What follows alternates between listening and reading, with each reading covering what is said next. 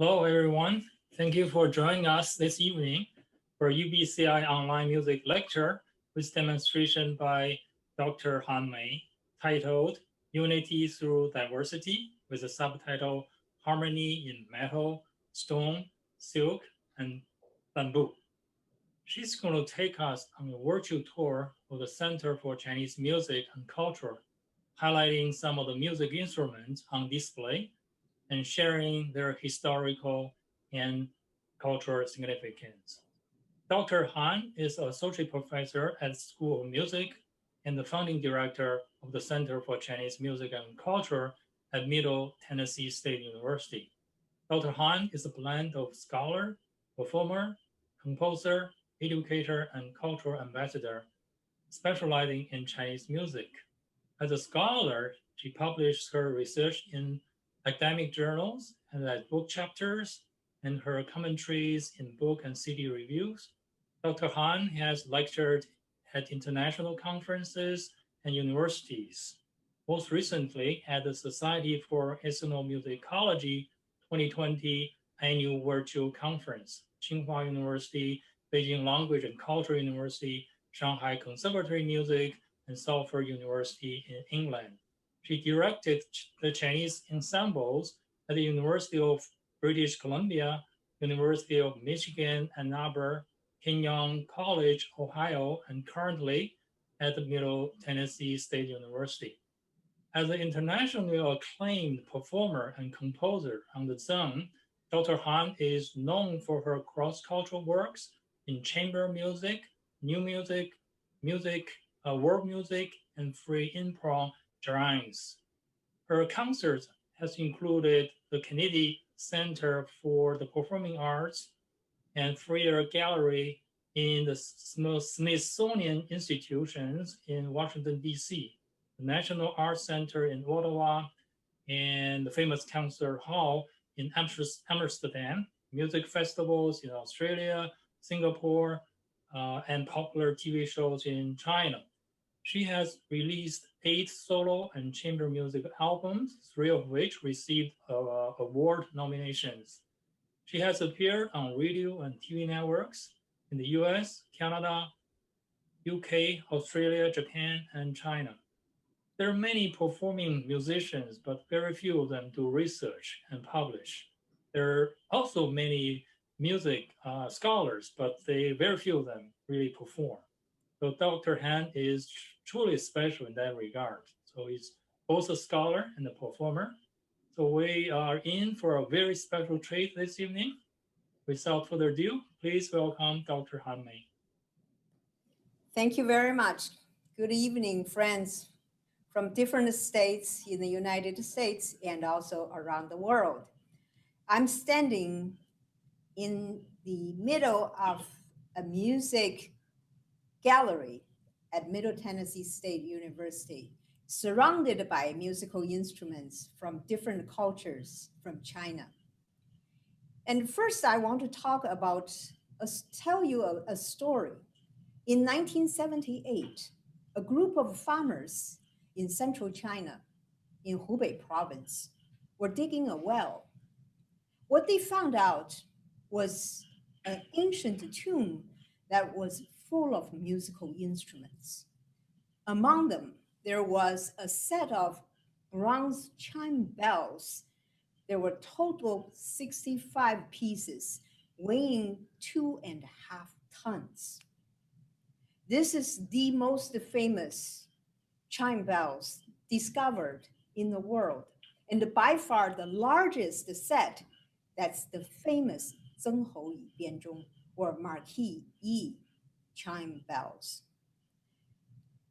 Behind me, it's sort of a replica of that set.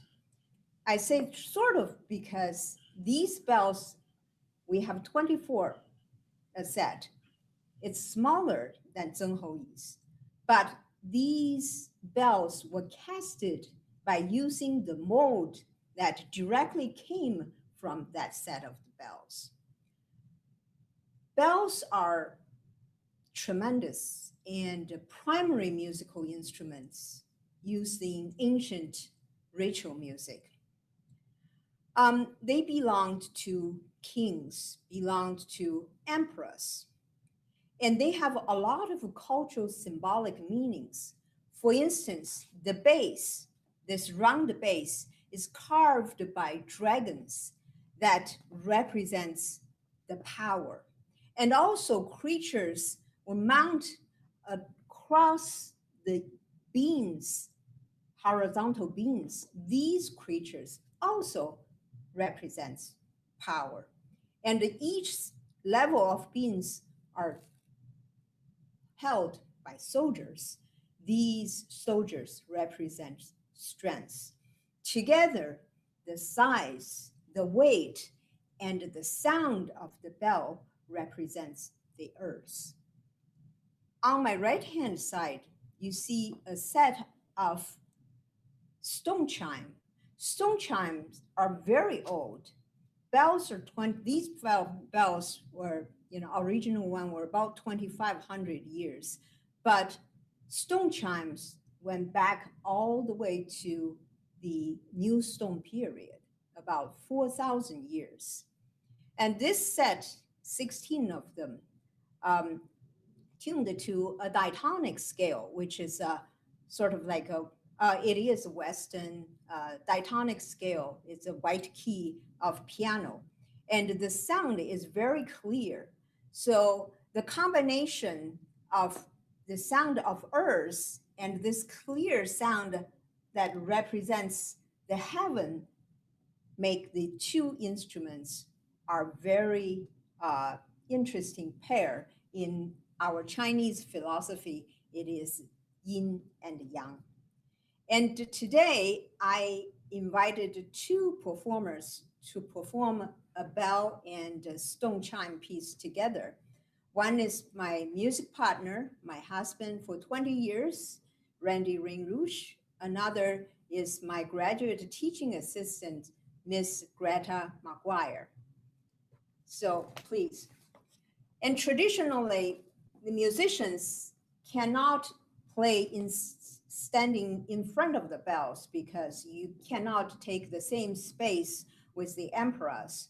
But because we have limited space, Randy is going to play the big bells in front, not behind. I'm going to move behind.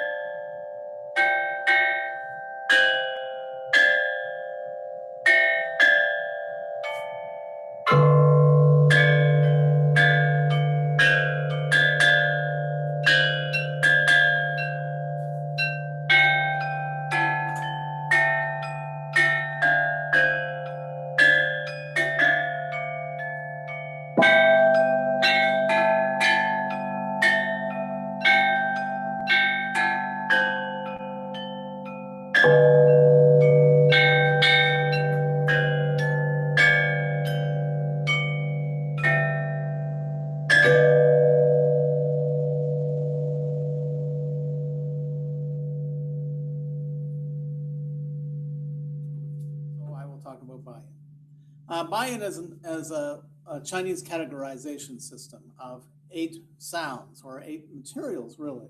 Let's see if I can remember them all. Do we have them all written here? We have stone, metal, which we just heard, stone there, metal right behind me, clay, which I'm holding here, silk, bamboo, wood, and skin. I think I got them all right. And gourd. This is also gourd thing. I remembered that. That's a very gourd thing. This is clay, and this is an instrument known as a shun, spelled X-U-N. These were actually found, many of these are found in the same tune as a Marquis de Y's tune. You found many shun. And actually, some of these instruments are much older, up to 5,000 years, I believe. Is that correct? They're 5,000 years old. They come in many shapes. You find them in the shapes of fish, in egg shapes like this, with 1 hole, 2 holes, 3 holes were for common, 5 holes were very common for a long period, then 6 holes. They now, actually, at a certain point in China, they almost disappeared. It was very hard to find them. And then with these discoveries in the 20th century, they became popular again. People started making them again. And now you find 5 holes, 6 holes, even 8 hole instruments, and up to 10 hole instruments.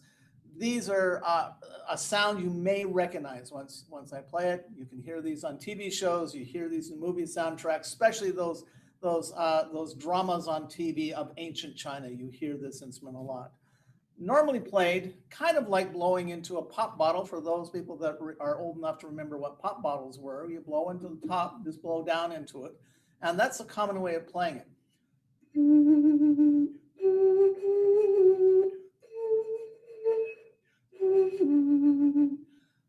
I tend to, because this is an instrument that I use in a lot of different styles of music, I will actually play it just a little bit on the side so I can bend notes a bit easier.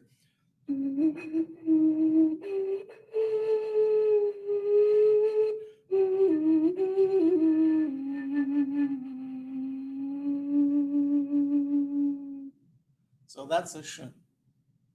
Now, I would like to introduce this instrument. It's called a qin. It's a 7-string Chinese zither. And qin has silk strings. Therefore, it belongs to the category of silk. The silk strings are strung horizontally across the instrument on the back. You can see there are 2 sound holes, 1 and 2. And this sound hole is called the dragon pound, and this is a phoenix pound. Again, it's a yin and yang harmonic combination. Speaking of harmonics, there are 13 studs here. These are harmonic points. It's to calculate pitch. Qin has a history about 3,000 years, and at least 2,500 years ago, China already had a very precise pitch calculation.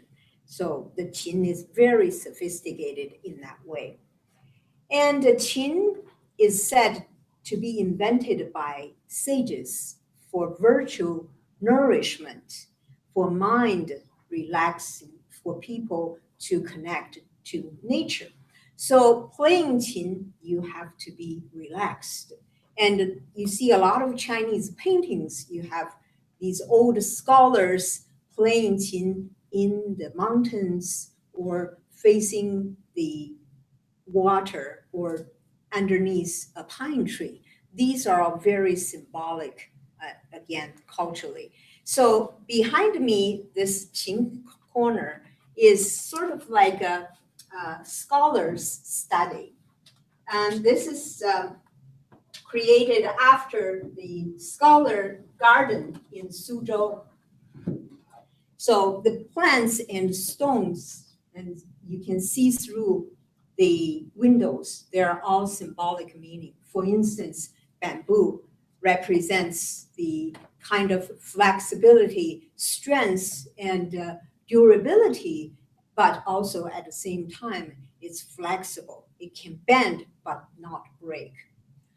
Another symbol is winter plum blossom. It's a very special flower for Chinese, and it stands for renewal and purity.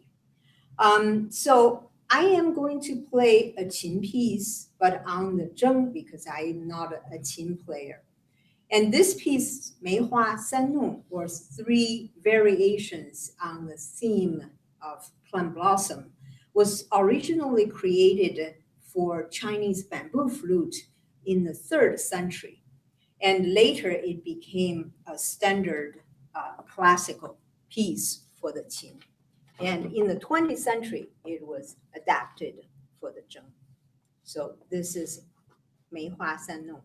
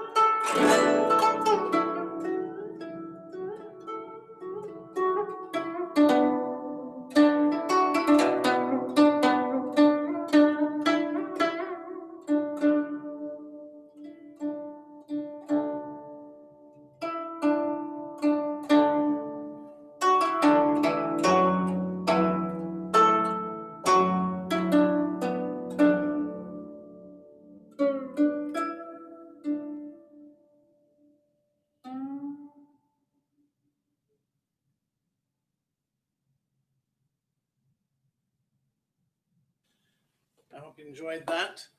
Want to talk about a few other musical instruments from the Bayan system. This is known as a paishao, another very old musical instrument from China. In fact, these pipes were very important. Individual pipes like this were used for tuning, for finding the pitches on the bells. We would actually use these pipes, and the pipes would be made to an exact tuning. And the way you tune them was actually quite interesting, is that you drop grains of rice in it. Now this instrument has no rice in it, so it's actually a little bit out of tune with itself. But you would tune an individual set like this, or tune individual pipes for making the mold, making the bells, making the molds, and actually checking the pitch, and then taking off metal to adjust the fine tuning of the bells. You can see in a lot of old iconography in China, you will see pictures of people playing this. In fact, in the Dunhuang caves, there's many depictions of paishao being played in the court orchestras. So it was an instrument that was used in court music. Basically, it's the same as panpipes we find the world over. Panpipes are basically this. You find these in South America, you find them in Vanuatu, you find them in other places in the world. So basically, you just blow on the top, very much like you do with the shun.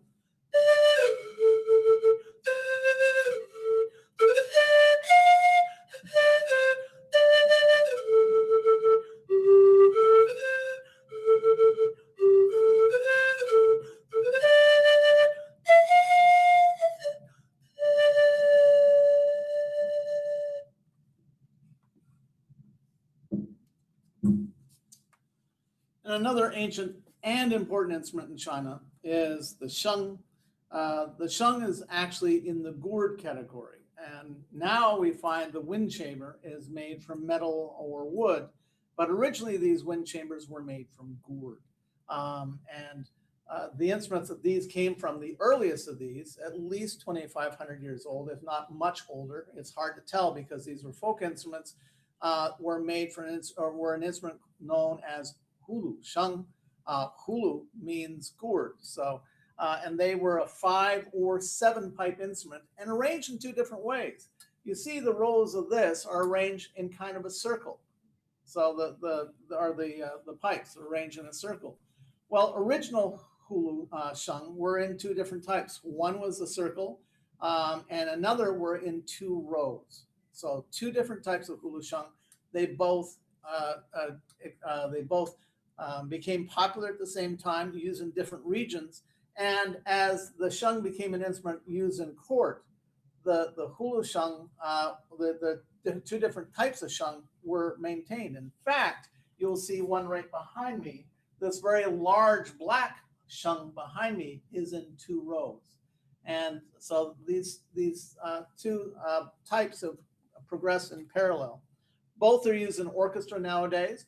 This was a type used up till, I guess, in the 60s or 70s. It was a 17 pipe, very common instrument used in folk music, used in funeral music. When it became to the orchestra, these didn't have enough notes. And so they started making ones with keys on them. And they went to 18, 23, 26, 32, 36, on up. In fact, the sizes of these change. You can see this is fairly large, a bit larger than this one, and it's heavier. But Hong Kong Symphony Orchestra, Chinese orchestra, has one that's over 6 feet tall, and you have to wrap your hands around to play it. There's versions that look like a pipe organ with keyboards on them. And these were all important instruments. There's a reason why you put keyboards or these used in the orchestra, because these were the ancestor to the reed organ, the harmonica, and the accordion. A missionary went from China in the 1700s to Europe, met with all the instrument makers of Europe, showed them a sheng, and all these instruments were invented. So the sound of this may sound a little bit familiar.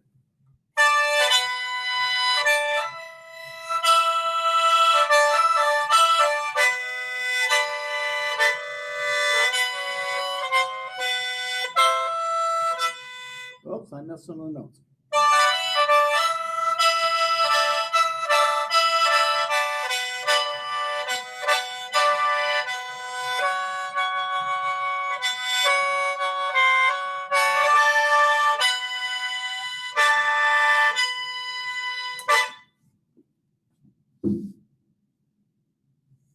Another old instrument made in the bamboo category is an end-blown flute known as a xiao.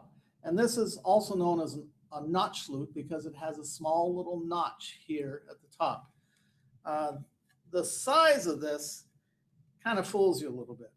It looks like a very long flute, but at the back, there's a couple of holes here. So actually, it's only half as long as shown. So the sound escapes here. This part is pure decoration. That's all it is. But it looks a lot more elegant being a long instrument than a short instrument. There are other versions of this you can find in the Chinese diaspora in neighboring countries. In the Korea, they have a small instrument that a notch flute looking identical, but about this long only.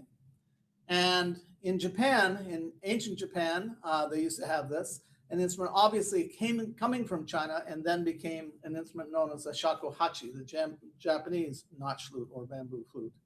So the xiao is an instrument often played with a chin, as Dr. Han said, and it's quite a beautiful instrument.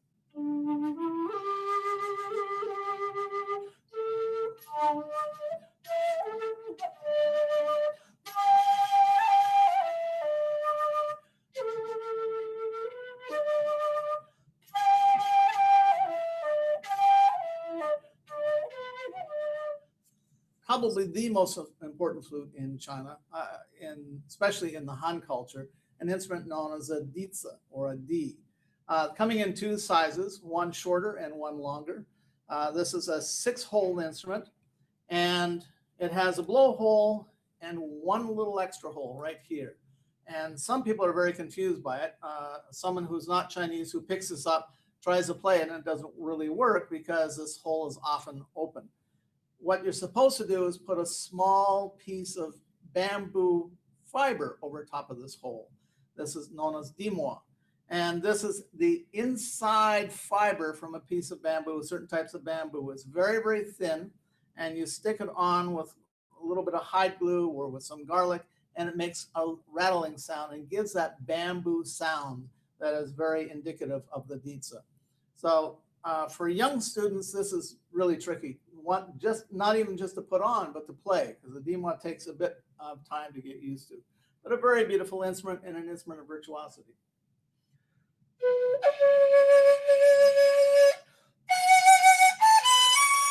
And I'm going to get Dr. Han to come in and talk about something else. So I'm going to play zheng again. Last piece was for the qin, but that was not my instrument. Zheng is my instrument. I've been a professional zheng player for over 45 years. And zheng is like a qin, it's a long zither, but qin was considered a scholar instrument, and zheng has changed so much throughout the history. It was a chord instrument, it was a folk instrument, now it is a concert instrument. This instrument has 21 strings, and each string has a movable bridge to support the string at the same time that divides the string into two sections. So the right hand is tuned, the left hand is untuned. The right hand is tuned to a pentatonic scale, 5 notes. So some people say, why the left hand, you have such a long instrument, the left hand and not use much. It's kind of like a waste of space. It's not. It's because Chinese music, the Han music especially, in the traditional aesthetics, the tones are moving. And that has something to do with our spoken language, tonal language. A lot of traditional pieces came from vocal music or related to vocal music. So being able to bend a note, to change pitch is the most important thing about this instrument. That is also why for over 2,000 years, this instrument, the shape, the form, have not changed at all. So traditional Zheng music came from uh, 200 years, about 200 years ago, that several different styles in both northern China and southern China. And so I am going to play a piece from a Chaozhou style. Chaozhou is a culture and also a place in Guangdong province in southern China.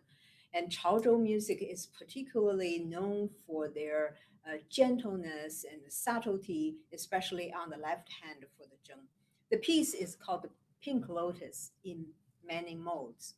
Pink lotus or lotus in general has a symbolic meaning in Buddhism. Uh, Lotus came from mud, but it's pure, and it's a transformation for a person, a character. So throughout this piece, you can hear it start with slow and darker mode, and it transfer to to a brighter mood.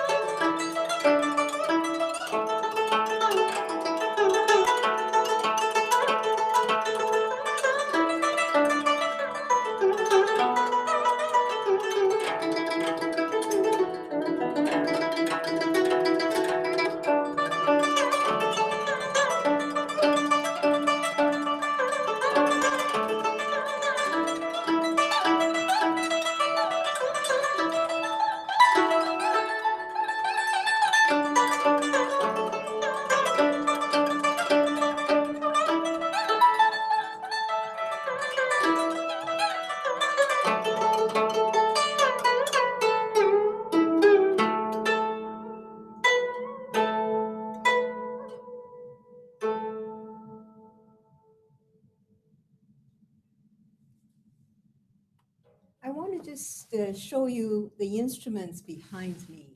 These are lutes, different kind of lutes, 中阮、柳琴、琵琶, and 三弦. So far, the instruments we have introduced, each of them only has one syllable. 钟 is a bell, 磬 is a stone chime, 琴 is 7-string zither, 筝 is a 21-string zither, and 笛, 箫, and those flutes. So these instruments I just mentioned, each has 2 syllables. These instruments were not created in China. They were introduced to China through different trade routes. Together, they were called Silk Road. Silk Road lasted for over 1,500 years, from the 1st century all the way to 15th century. Through that long period of time, a lot of musical instruments, music traditions, music cultures from other countries were brought to China. For instance, the pipa, the middle one, has 4 strings, now has become a traditional Chinese instrument, but it was introduced to China as early as the 1st century. I'm going to show you a few different instruments from minority regions of China. And China's rich in culture. It's very rich in culture. What we've been mostly talking about to this point has been Han culture. But there's 55 different minority cultures in China.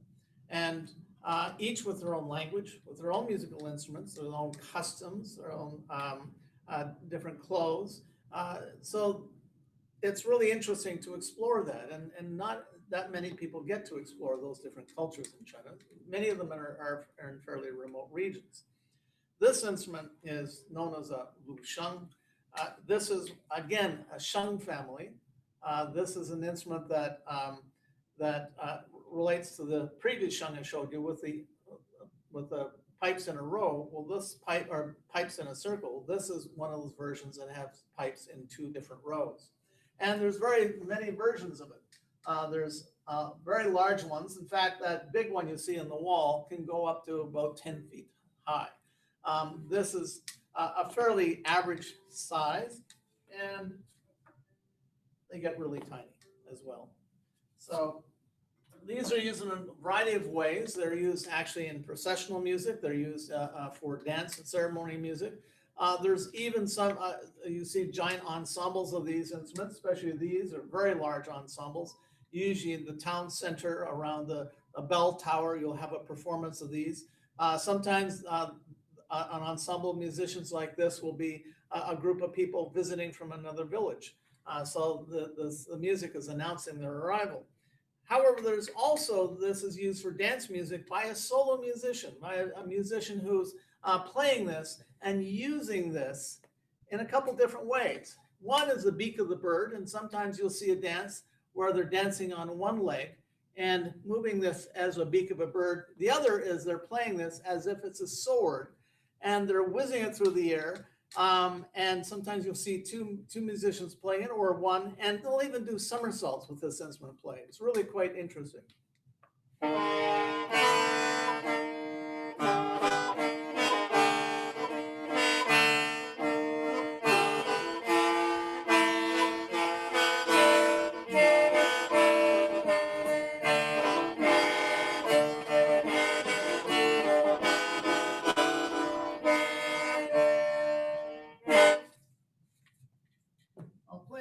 The small version, just to give you a sense of the difference in sound.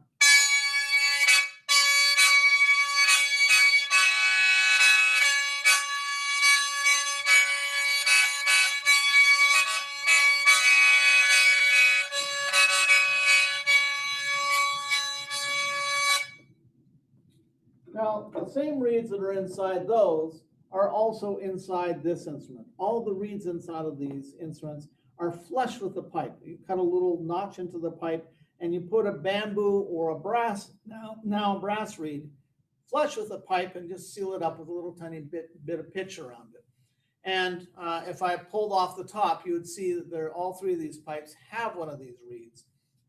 And these are known as free reeds. They actually make the same sound going one with an in-breath or an out-breath on all of the mouth organs, except for this.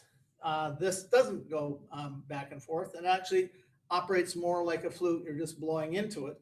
This hulu, this gourd, acts as a wind chamber. Some people think this looks like a snake charmer from India, and it's not related, but it has a very beautiful sound. It's become very, very popular now.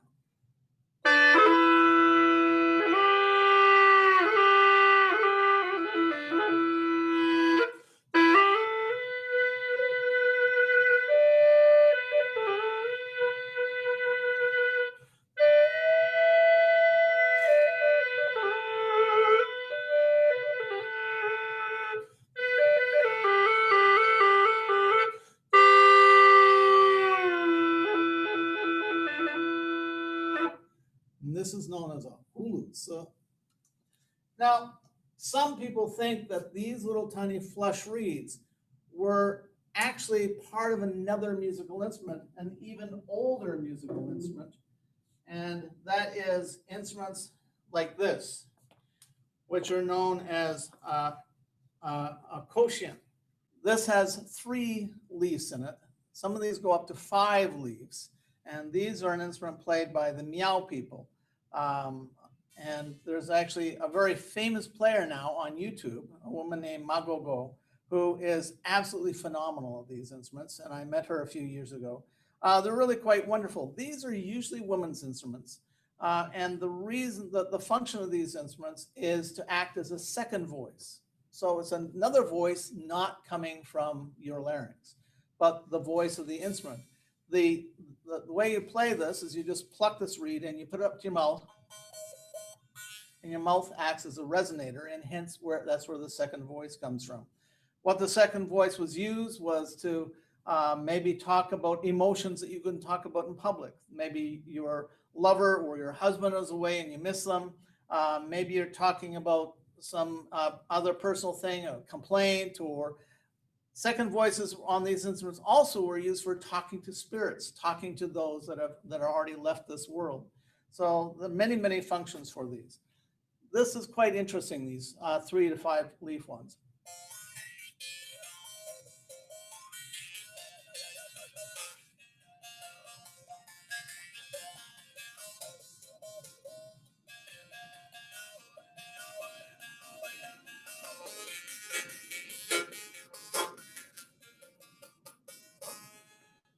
There are also single leaf versions of these instruments that are Miaotsu as well. So we have some Mongolian instruments. This is a suhu, which is like an arhu with 4 strings, the hubasa, and a matochin. Matochin imitate the sound of a young colt, of a baby horse. So it led the mother to actually produce milk that they would then milk the mother horse and drink that milk to survive out in the plains and grasslands. You find here that's from up in the north end of China. In the western side, you have Uyghur instruments from Xinjiang province. There's Tajik people, Uyghur people, a number of different peoples there. And these are really quite beautiful, highly ornate instruments. One that I particularly like is a very long musical instrument with only 2 strings. And this is known as a dutar. The du refers to 2, and the tar refers to string. The instrument is surprisingly beautiful and takes quite a bit of a special effort to play it. Also from this region are drums that you would find throughout the Arabic world. These are known as a dap or daf in Persia, dap in Xinjiang, and they have quite a bit of wood here, and they're quite tight to get a nice little sound on it.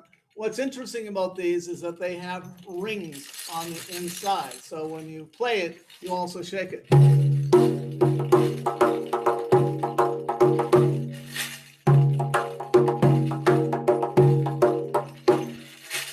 So that adds an extra musical flavor to it. I'd also like to talk about some musical instruments that are from Tibetan culture. And Tibetan culture you can find not just in Tibet, but you find in Qinghai province and Gansu province, and actually a few other provinces in China. You find Tibetan-speaking peoples in all those regions, and you find some very unique instruments. One thing which you never expect in these high mountain regions is to find seashells. But these are used in Buddhist ceremonies, and they're used for announcements. And they're quite marvelous, usually highly ornate and very, very loud. And you can hear these for long distances away. And it's kind of used like church bells as a call to prayer.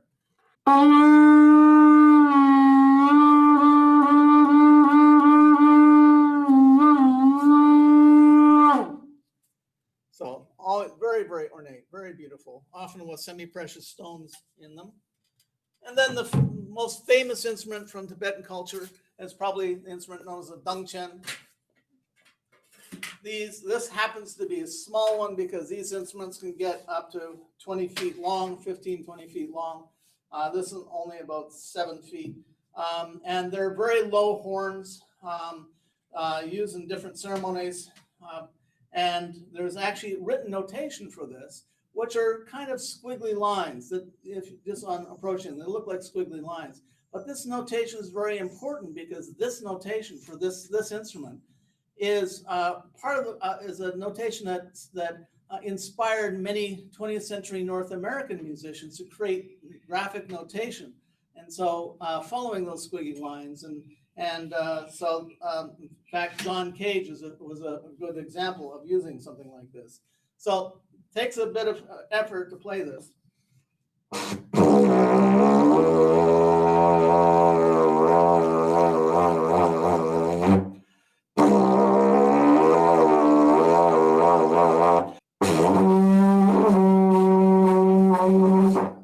Here comes towards the end of our concert and presentation. I would like to use this opportunity to thank Buffalo University CI, Confucius Institute, for inviting us to do this demonstration. It's such a pleasure to show you the center and show a variety of Chinese culture. I would like to use this opportunity to ask if you have any questions. There are some questions. Can I ask them on behalf of the group? Yes, please. Okay, they've been coming up in the chat here. One question is, in music, was silk used for anything else other than on the chin? In the traditional Chinese culture, all the string instruments use the silk string. The erhu, yes, and others. Every single one of them. Okay. Good. But not anymore, right? In the 20th century, mid of the 20th century, it started to use nylon wound string for the zheng, and also qin strings start to change. Of all these strings are used, in the 20th century were not silk anymore. But now there is a revival right now, especially in Shanghai. There are a number of scholars and musicians, and they started to recreate silk string. So hopefully we will have silk strings again. There's a question about the bells. Yes. Actually, two questions about the bells. One is, what type of metal was used? And then how, can you talk about how they might have been molded or created? How it have been what? Molded. Molded, okay. Yeah. So these are bronze bells. Bronze period started about 4,000 years ago into 2,000 years ago.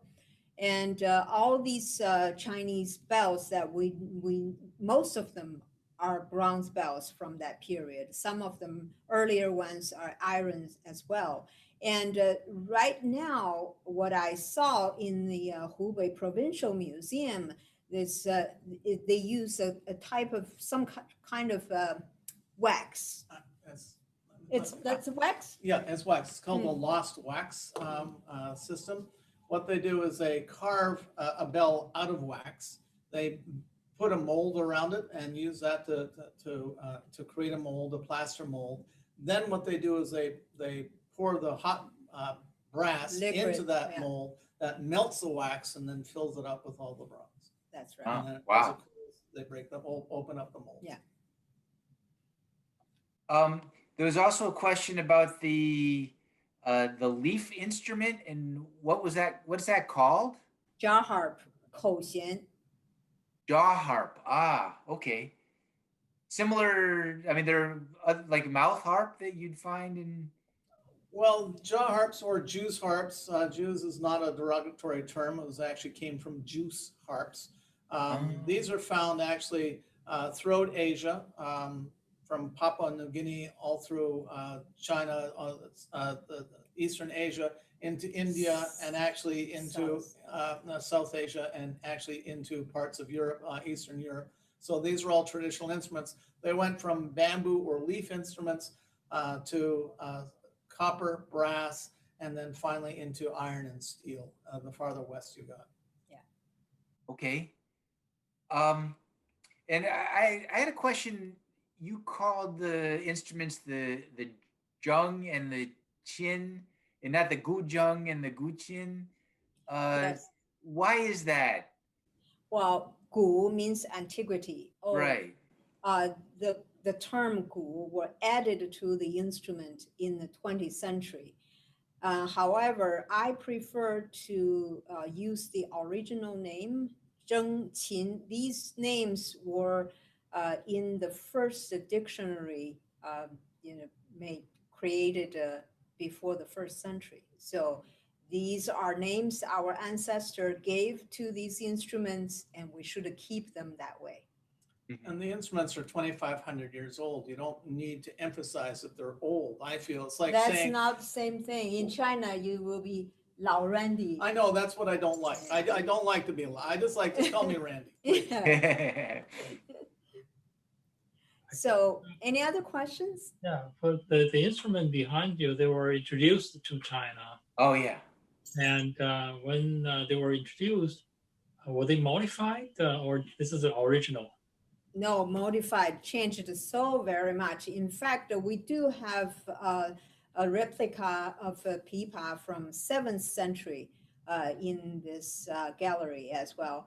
And what you saw, all these, except for Sanxian, all these are 20th century what's called reformed instruments. You see so many frets, because the instruments are now tuned to a chromatic scale. Used to pipa only had 5 frets, so it changed quite a bit. If you look at some of the Donghuang murals, if you look that up online, you'll see some instrument ensembles there, and you'll see some of those older forms or transitional forms as they're introduced and then introduced into the Chinese court, and then they went from that into these modern instruments. Right, and the pipa used to be played horizontally, and now it's vertical. However, there is a tradition in southern China, Fujian, Nanyin, that still play pipa horizontally. Okay, another question, were there any Chinese instruments were introduced to Western countries? Many, like Randy mentioned, the sheng. So this was a French missionary, Amil, Pierre Amil, who came to China during the 18th century. And because of his introduction, German instrument makers made free reed instruments based on the sheng, harmonica, concertina, reed organ, and accordion.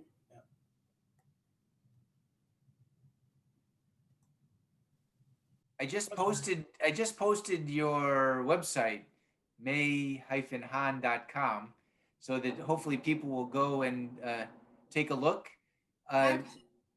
Actually, prefer you go to the YouTube channel, CCMC MTSU. I have a whole series of introduction to Chinese musical instruments, as well as tons of performance videos. CCMC MTSU on YouTube. Or you can Center for Chinese Music and Culture at Middle Tennessee State University. Yes. Okay. You can also go to the Facebook page, the Yeah. CCMC MTSU Facebook page, and you'll see some of those videos if you scroll down to the Facebook page. And when new ones are posted, you can find And them of there. course, we can always use more funds. Go like us. Right. Other than that, I think all the YouTube videos are tremendous. They are either performed by top Chinese artists or the combination between Chinese musicians and American musicians. One of the things we do here is to mix culture together. And this center is a bridge to bring Chinese musicians and American musicians together to make music. In the last 5 years, we have done many of these kind of collaborative projects. They're all on the YouTube. Excellent. There's Okay. jazz, red grass. I've seen much of it. It's really Yeah, fantastic. and also country and blues, a lot of things, and dulcimers, hammer dulcimer between the two countries, and also collaboration between Chinese and the Japanese musicians because our cultures are so connected. Great. We'll bring the Chinese Han culture together with a minority instrument, Chinese instrument and minority instrument, another collaboration. So this instrument is known as a bawu. It's become very popular in China. It's another free reed, and there's a reed right there. It looks like a flute, but it doesn't sound like a flute. Yeah, ba wu. I finally can correct my husband. The memory. I'll be getting an earful. So this is Yao Zu Wu Qu.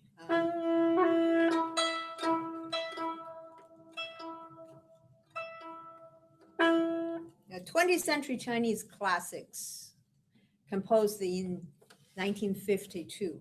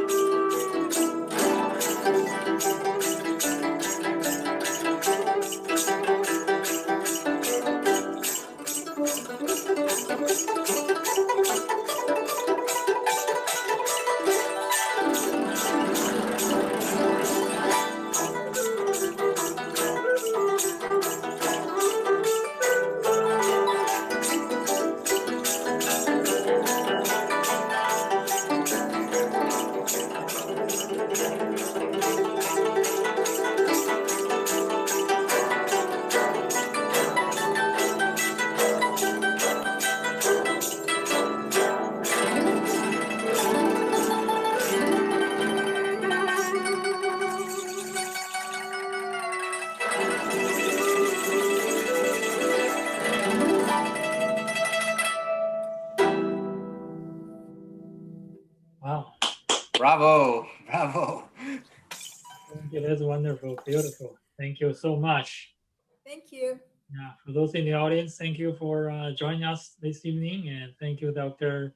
Han, and thank Randy. So Randy is, it does a surprise really to us. So I thought Yeah. that Dr. Han will be the only person performing and lecturing. So great. You I are? also want to thank my technician, Oh, my teaching hi. assistant, Thank you very much. Greta McGuire. Thank you. Thank you very much. Hope to see you in Buffalo. Yeah. Yeah.